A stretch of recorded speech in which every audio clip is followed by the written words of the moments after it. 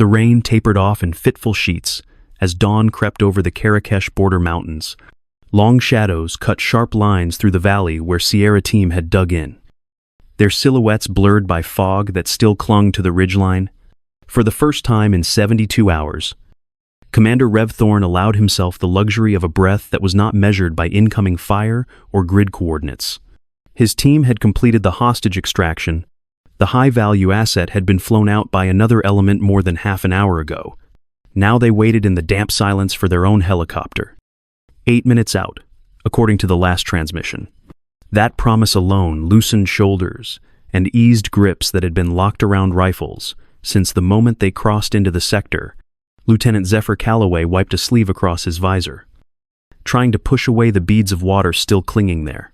He was the youngest, his posture a little too crisp, even in exhaustion. Still measuring himself against veterans who had learned the rhythm of fatigue, Chief Petty Officer Astor Blackwood crouched nearby. Helmet tilted back, his gravel-rough voice carrying even when he spoke low. Petty Officer Yo Kieran adjusted his comms gear for the 5th time in as many minutes, coaxing life from equipment that kept crackling with statication. Dax Evanith, the team's medic, leaned against a rock with the calm stillness of someone who had already rehearsed what it would take to stabilize a casualty if one of them dropped in these last few moments. And Master Chief Quinlan Varick stood like a weathered tree, scanning the ridge without comment. The weight of decades balanced in his stillness. The air smelled of wet stone and spent cordite. Storm water dripped steadily from the overhang above them. Each drop loud in the quiet. Night vision optics hung loosely from Thorne's neck. The lenses fogged. He rubbed at them once, then let them hang. His gloved hand moved instead to the folded paper tucked into his vest pocket. It was an old overlay marked in pencil, lines tracing fallback routes. That command had never validated. He had drawn them anyway. The habit from a lifetime of preparing for the possibility that official maps would not match the ground truth. Across the net, Kieran's voice broke in. Strained. Commander, comms are giving me bleed again. Same interference as yesterday. I'll keep working it. Thorne acknowledged with a nod, even though the man could not see him. The crackle in his headset made the hairs rise at the back of his neck. Static was nothing new in mountains. But this felt different. Deliberate, almost like a whisper of something wrong, just out of sight. He caught himself staring at the pale sky where the first weak sunlight was breaking through and felt the old memory return like a bruise pressed suddenly too hard. For an instant, he was back inside sterile corridors that smelled of bleach and machine oil. Walls painted gray without windows. Observation panes hiding officers who never spoke their names. He remembered numbers where names should have been injections that left subjects shivering. A sign stamped with the word Apex above a steel door, and deeper still, the ridgeline at Obsidian, where an operation had gone so badly that his mind still recoiled from it. He clenched his jaw and forced the memory down. The mountains before him were real enough, damp stone and thinning fog. But the taste of that place lingered like iron at the back of his throat. Blackwood approached, his voice pitched low but steady. 3 days. No casualties. Asset secured. Command's going to hang a banner for this one. He tried for humor, but the words fell flat against the stillness. Even he knew victories never felt this quiet. Varick lifted a hand. The simple gesture silencing them without force. His eyes stayed on the valley mouth. Shadows stretching too long in the new light. The team followed his gaze. Rifles shifting out of reflex. Nothing moved. The only sound was the faint hum of static that returned to Kieran's headset and bled across the net before cutting again into silence. Thorne adjusted his grip on the rifle and listened. Relief after combat was supposed to taste like freedom, but it never lasted. In that thin gap between mission complete and wheels up, danger always lingered. He could feel it now. In the still air. In the static that refused to clear. In the silence from command that stretched longer with each passing second. Safety, he knew, was only an illusion. and illusions had a way of breaking just when soldiers started to believe in them. The mist along the valley mouth thinned as the sun lifted higher, pale light spreading like a veil across the stones. Sierra team held their perimeter in silence, rifles cradled but ready. Then Varric stiffened and raised one hand, a warning honed over decades of instinct. The others reacted at once, weapons swinging toward the entrance of the valley. Through the shifting fog, a single figure emerged. It was a woman. She walked directly into the designated Killbox, that bare strip of ground with no cover, where no rational person would ever step. Her pace was steady, deliberate. Her arms hung loosely at her sides.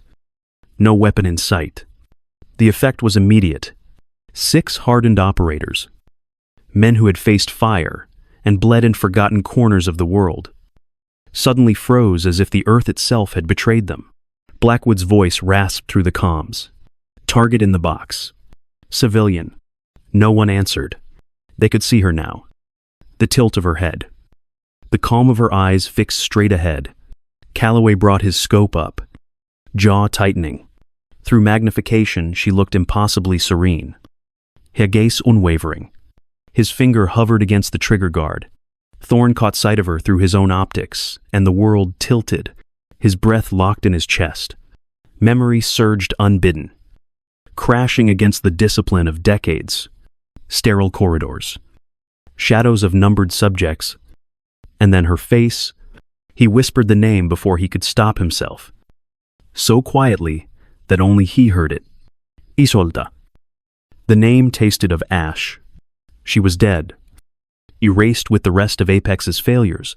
He had buried that truth himself, or thought he had, yet here she was, walking toward him without fear.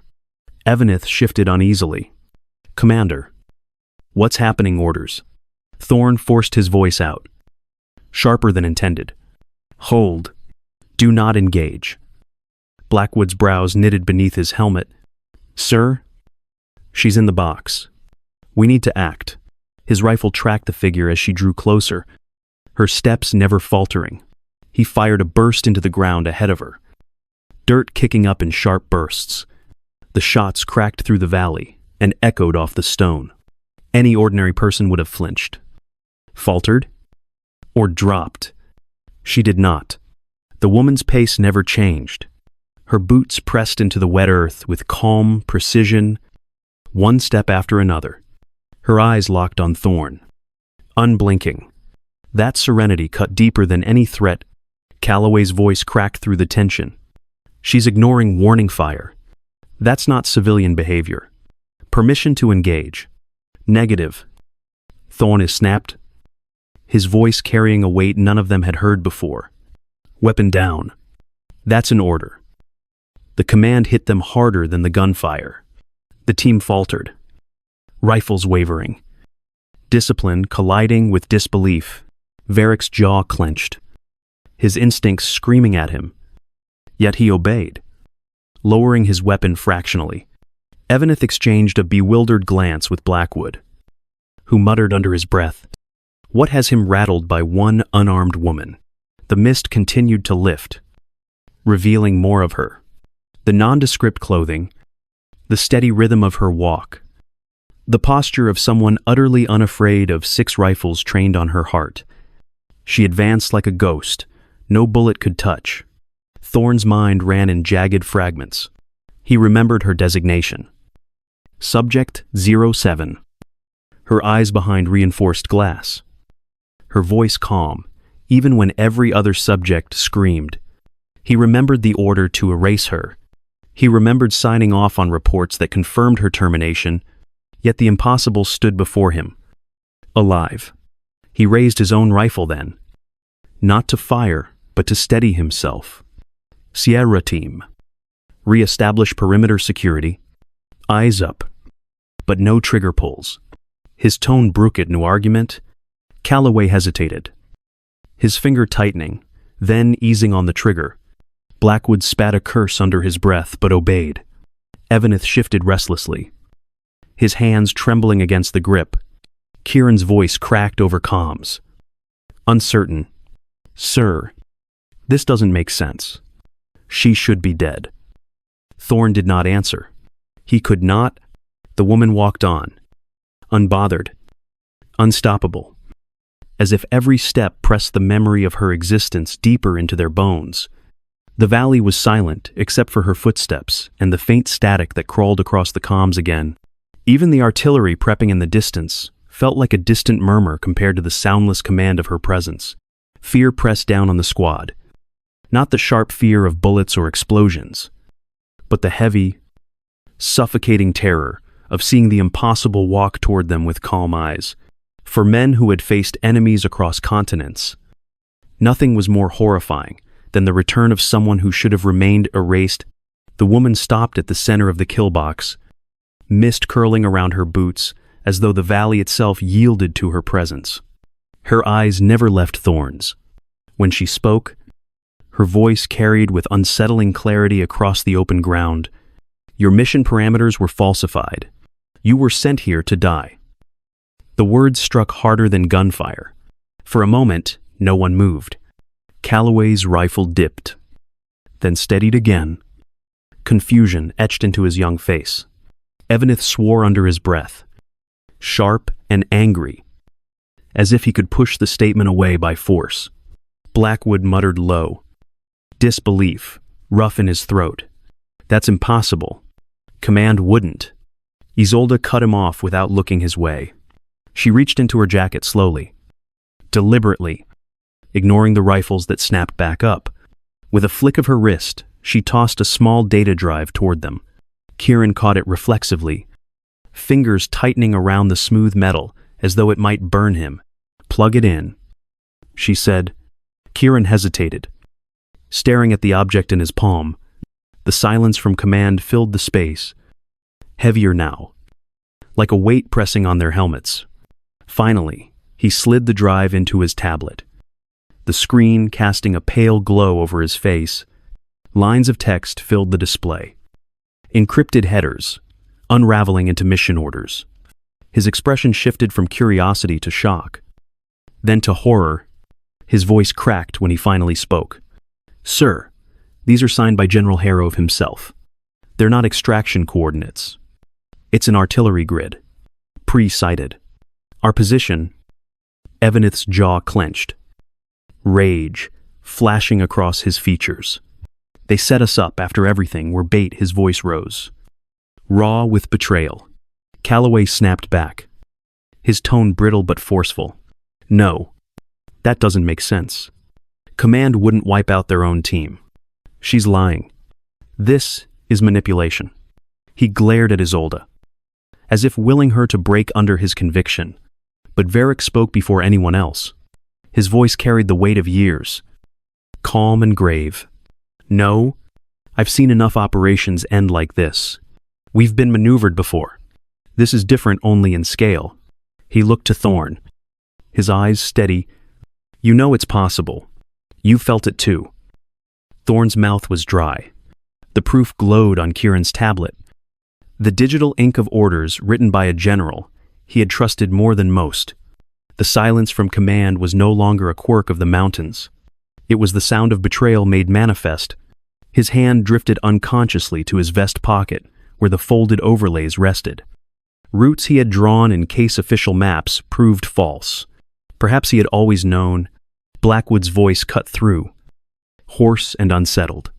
So what is this? We risk our lives, secure the asset, and they drop a barrage on our heads. Why? To clean up loose ends. Isolde's gaze sharpened. Because of what you carry? Not in your packs. In you. They cannot afford to let you return. The words rippled through the squad. Evanith barked a bitter laugh, devoid of humor. We're expendable. That's the truth of it. Isn't it? Thorny swallowed hard, forcing the knot of memories back down. But they rose anyway. Apex. Sterile corridors. Subjects with numbers instead of names. Orders signed in neat black ink that condemned men and women as experiments. He had buried it. Convinced himself it was finished. And yet here she was. Alive. Proof that nothing had ended. Kieran's hands trembled as he turned the tablet toward the others. The grid coordinates glared back at them. Precise and cold. This is us. Right here. The barrage isn't 8 minutes away. It's already zeroed in. Calloway shook his head violently. No. I won't believe it. Not without confirmation from command. He tapped his comms again. Voice sharp. Command. This is Sierra 2. Confirm extraction inbound. Static hissed. Long and unbroken. No reply came. The sound crawled over all of them, seeping into their bones. Silence had never been more damning. Thorne finally spoke. His voice quiet but hard. It's real. He forced himself to meet their eyes. One by one. Feeling the fracture of trust twist through them like a blade. She's telling the truth. We were never meant to make it out. The rifles lowered slowly. Not out of safety, but out of disbelief. So profound it hollowed the air between them. The team, forged through battles and losses, now stood suspended on the edge of a realization far worse than any enemy fire. The enemy was not across the valley. It was behind them. In the signatures of men they had once saluted. In the silence of command that abandoned them to die. For seasoned warriors, no armed enemy could cut so deep as that truth. The fog drifted thin across the Killbox. Yet the air between the soldiers was heavier than stone. The silence stretched until Isolde finally broke it. Her voice was calm, steady, stripped of any emotion. I was Subject 07. Apex called me an asset, not a person. They were supposed to terminate me along with the others. Her eyes flicked to Thorne, but he made certain I escaped. The squad turned toward their commander. Calloway's jaw tightened. Disbelief in his eyes. Blackwood muttered under his breath. Words rough with frustration. Evanith shifted restlessly. Unable to look at either of them, Thorne held their stares without defense. It's true, he said quietly. I was security detail at Apex. I signed reports, stood watch outside labs. I knew what was happening in those corridors. Even if I pretended I didn't. When the purge order came, I smuggled her out. I buried the truth by burying myself in a new name. The words carried the taste of ash. The memories rose unbidden. Sterile corridors lined with reinforced glass. Subjects strapped to chairs. Needles piercing veins. Numbers stitched on uniforms instead of names. Screams, muffled by walls, designed to keep the world from hearing. He remembered the cold expression of officers who called failures expendable. He remembered the sound of incinerators burning what was left. And above every door, the name Apex. Isolde continued without pause. Apex was shut down on paper. But its research never ended. They learned to look for markers instead of starting from nothing. Subtle genetic flags that pointed to who could endure their enhancements. She turned her gaze to Kieran, then Evanith, then Blackwood. 3 of you were chosen years ago. Not told, not asked, monitored every time you stepped into a clinic or filled out a screening form. Kieran's tablet slipped slightly in his grip. His face had gone pale. That's not possible. I would have known. I've been through every clearance test there is. His voice faltered even as he said it. Blackwood shook his head. Anger simmering. So all the shots, the evaluations, the strange protocols, they weren't about readiness. They were about harvesting us. Evanith spat into the dirt. They made us lab rats. No choice. No consent. His fists clenched as though he could crush the betrayal into dust. Calloway's voice rose. Sharp and defensive. That doesn't explain why I'm here. I was never flagged for anything. Isolde regarded him without blinking. You were assigned as observer. Embedded to report irregularities. Maybe without even knowing the full scope. Your job was to watch the rest of them. The words struck like a knife. Calloway's lips parted, but no sound came.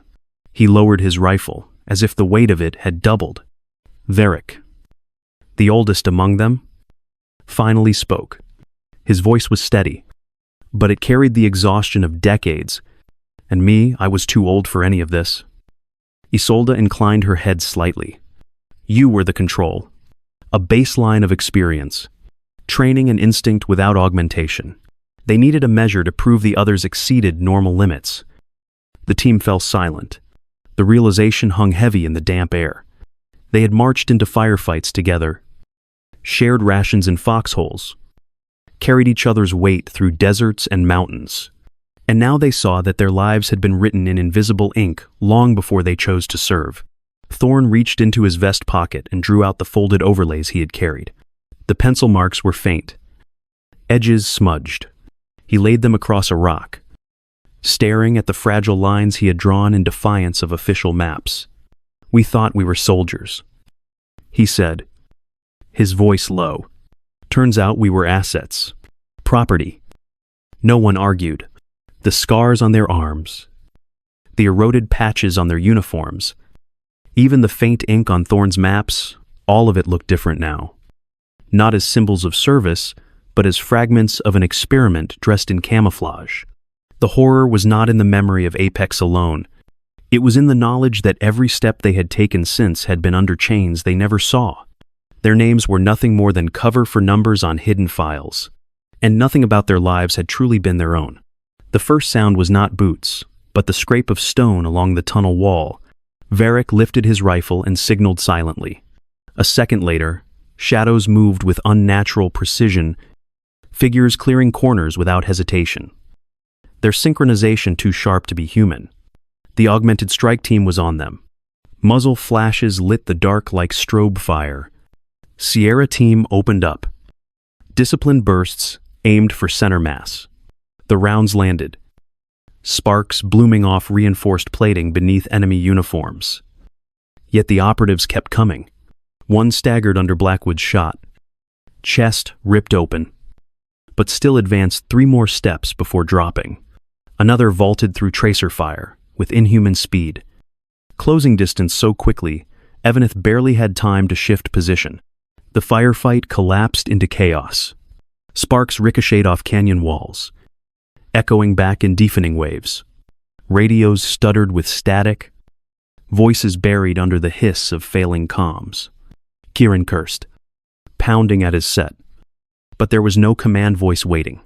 Above, the sky thundered as artillery began to fall on the false extraction point. The sound rolled down the valley like a beast exhaling. The sound rolled down the valley. Each detonation, a grim confirmation that they had been targeted. Fall back, Thorn barked. Forcing them into the narrower section of the tunnel, he fired controlled bursts. His jaw clenched. The enemy didn't communicate, didn't even hesitate.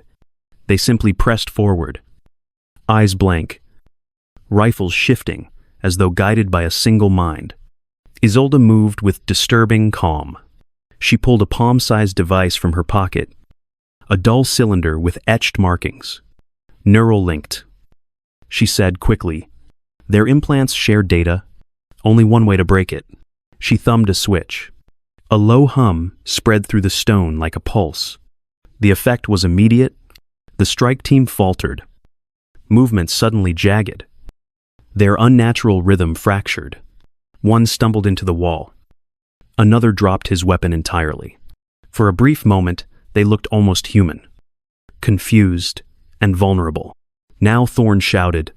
Sierra team unleashed everything. Bullets struck skulls and joints, tearing through exposed vertebrae and weak points Isolde had identified. Blackwood drove 3 rounds into a target's neck until it collapsed like a puppet cut loose.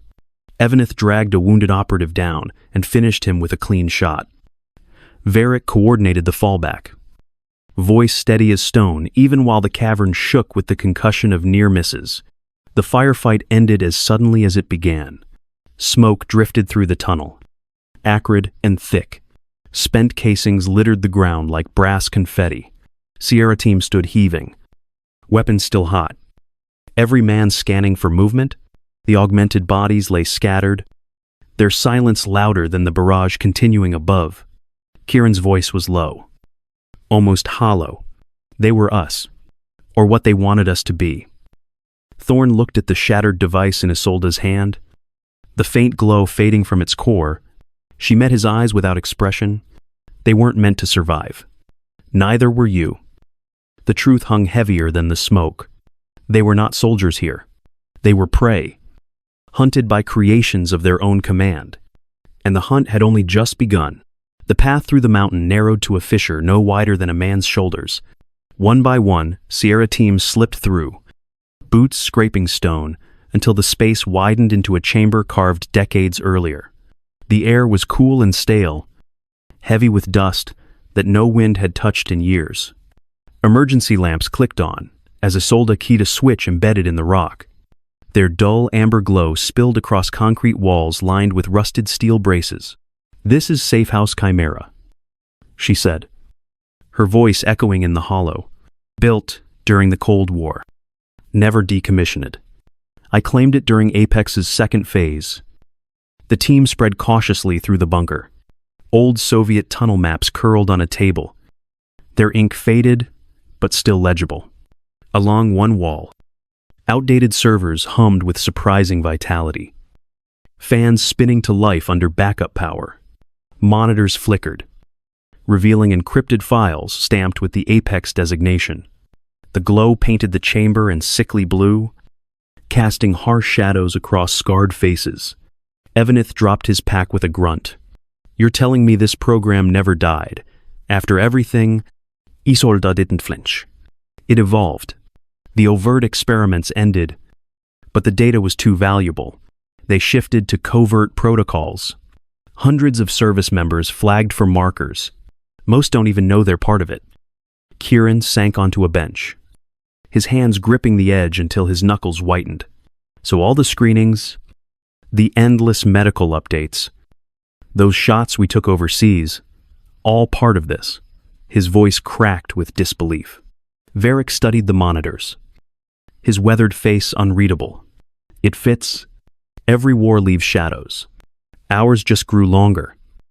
Blackwood paced, agitation sharp in his movements. "We should run. Get as far from this as possible. If we stay, we'll never leave these mountains alive." Thorn stepped closer to the table where the Soviet maps lay. He ran a gloved finger across the faded lines, tracing routes that once prepared for a different kind of war. His voice was low, steady, but hard with conviction. The oath we swore was not to obey without question. It was to protect. If command has turned us into assets to be erased, then survival alone isn't enough. We don't run. We resist. The words hung heavy. Evanith stared at him with raw anger. Not directed at Thorn, but at the betrayal that bound them. Kieran shook his head slowly, disbelief fighting against the evidence glowing on the screens. Blackwood muttered another curse, then fell silent, his shoulders sagging under the weight of grim acceptance. Varric gave no speech, but the slow nod he offered carried more than words. In the silence that followed, discarded comm devices lay piled in a corner, lifeless reminders of the system that had betrayed them. The bunker felt both sanctuary and tomb, a refuge carved into stone yet steeped in secrets, meant to remain buried. The truth was undeniable now. They were not soldiers returning home. They were ghosts, left with only one choice: resistance. The bunker was quiet except for the hum of the old servers and the faint buzz of emergency lamps. A steel table stood in the center, its surface scarred by age. A chemical container resting on top. Isolde placed it there without ceremony. Her voice was calm, almost detached. As she said, survival meant disappearing completely. Their families were already compromised, their records tainted. The only way forward was to let the system believe they no longer existed. No one argued. The weight of her words pressed too deeply. Kieran sat slumped on a bench, his eyes fixed on the pile of abandoned comm gear in the corner. The tools of his trade discarded like useless relics. His expression was mournful, as though he had lost more than equipment. Varric stood apart, hands folded, gaze steady on the container.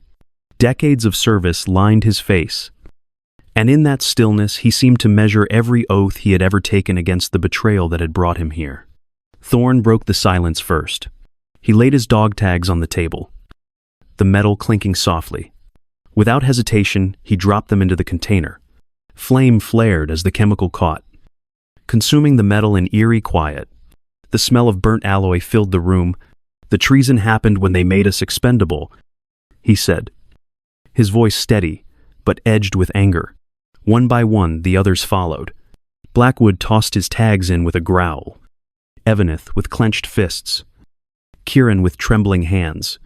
Calloway stood rigid, frozen in doubt, before finally letting his own fall into the fire. Each tag dissolved, leaving only smoke and silence. The bunker lights flickered once, as though marking the moment. They were no longer soldiers bound by orders or records. They were ghosts, reborn in fire.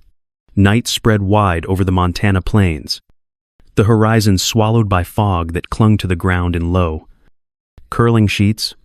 From a distance, the compound looked ordinary. Its perimeter fence marked with signs about agricultural research, the glow of sodium lamps, giving it the calm appearance of routine government work. But the patrols circling in layered rotations told a different story. The security here moved with the cadence of trained operatives, not farmhands. Their rifles carried high and their eyes sweeping too precisely. Sierra team advanced low through the grass. Every step measured. Blackwood and Evaneth broke off toward the north perimeter with small charges shaped to spark alarms without damage. Kieran set his disruptor on the damp earth, the device pulsing faintly as it pushed an electromagnetic field that scrambled radios. The chatter across the guard net faltered, then fractured into static. Within seconds, confusion rippled through the patrol line. The first diversion charge went off. A sharp crack of light and sound near the storage sheds. Guards converged, shouting into failing headsets. In the dark opposite quadrant, Varric clipped a security relay and slid the fuse back into place with steady hands. He muttered once, "Path clear," then moved on. Thorn and Isolde slipped through the breach, their movements quick and silent. Inside the compound, the smell shifted to disinfectant and ozone. The hallways were narrow, lined with white tile that reflected the slice of overhead fluorescence. The deeper they moved, the tighter the air seemed to press. The false signs of agriculture faded behind steel security doors and reinforced bulkheads. At the service elevator, Isolde keyed in a bypass code with unnerving speed. The doors slid open, and they descended into the sublevel. The hum of servers grew louder, the sterile environment glowing with cold light. Monitors displayed facility schematics, Apex insignia ghosting faintly in the corner of every screen. She moved to the terminal, inserting the specialized drive. Its light flared, glowing green as files began to transfer. Thorn stood guard at the door, every muscle tight. The maintenance cycle clock ticked down on the monitor. 4 minutes left before the system would seal again. He heard footsteps. Too fast. Too heavy. 2 augmented guards rounded the corner, eyes fixed. Movements synchronized. The fight was brutal and short. Thorn stepped into the first swing, driving his rifle butt into one throat, then twisting to snap a shot into the other's knee joint. The man dropped, but kept clawing forward until Thorn pinned him with a final burst. The hallway reeked of copper and smoke. Transfer complete, Isolde said, pulling the drive free. Its glow pulsed faintly, heavy with the weight of every subject roster and experimental protocol Apex had hidden. She slipped it into her vest, as alarms flickered briefly on the walls. The facility trying to recover from the interference, they moved fast, retracing their route, meeting the others at the outer fence. Behind them, the compound looked unchanged. A quiet agricultural station under fog. Yet in Thorn's pocket, and in Isolde's vest, the truth now burned like a fuse waiting to reach its charge. The bunker smelled faintly of burnt metal, the remnants of dog tags still resting in the container on the table. Around them, laptops cast a cold glow across tired faces. lines of names scrolling endlessly on the screen. Apex rosters. Files of men and women who had no idea they were being shaped into experiments. The silence stretched, heavy with what had already been lost and what still remained to decide. Calloway broke first. His voice was sharp. Desperate, clinging to the last fragments of order. We take this to command. There are channels, investigations, courts. This can't stand in the dark. His hands shook as he gestured toward the screen. As though willing it to transform into evidence a system would honor, Isolda's reply was calm. Cutting. Channels are compromised. Whistleblowers vanish. Files burn. You hand this over, and it dies with you. Blackwood leaned back. His face shadowed. Then looked to Evaneth. Neither spoke, but their grim nods were answer enough. Kieran stared at the screen. Fists clenched until his knuckles blanched. Realization crashing in that there was no road home. Thorne straightened. His voice carrying the weight of finality. The oath we swore was to protect, not obey. If they turned us into assets, then the only loyalty left is to the truth. We don't serve them anymore. We serve the mission. For a long moment, Calloway resisted, his eyes fixed on the names, the weight of his training pressing against the truth before him. Then he exhaled, shoulders collapsing, and gave a reluctant nod. Their weapons lay across the table, dark steel reflecting the laptop glow. In that silence, heavier than any order ever spoken, Sierra team chose their war. The ridge was quiet under the weight of pre-dawn. Mist drifted in long ribbons across the valley, and the sky carried a pale shimmer that had not yet become light. Eichmann sat apart, recording a final testimony on encrypted drives tucked into their packs.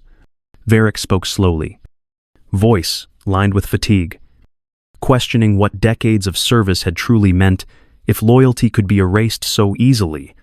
Kieran struggled for words, his voice faltering as he tried to define who he was without the uniform that had secretly marked him as property.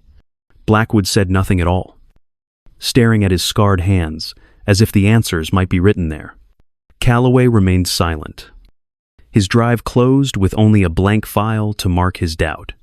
Weapons lay in neat rows across a tarp, magazines checked with mechanical precision. Packs were tightened, straps adjusted, every gesture done without wasted movement. Dog tags were gone, burned away in the chemical fire. And in their absence, the weight of the mission pressed heavier. The glow from the drives gave faint light against the gear, a reminder that their stories might outlast them, even if their bodies did not. Thorne walked to where Isolde stood at the edge of the ridge. For a moment they shared the silence. Two soldiers, shaped by different scars, both knowing there was no path back to the lives they had left. He asked nothing, and she offered nothing. The dawn answered for them. Light broke over the horizon, pale and haunting. The valley below disappeared into mist. Isolde remained still, eyes fixed north. The woman who had walked into their killbox, now standing at the threshold of a new war,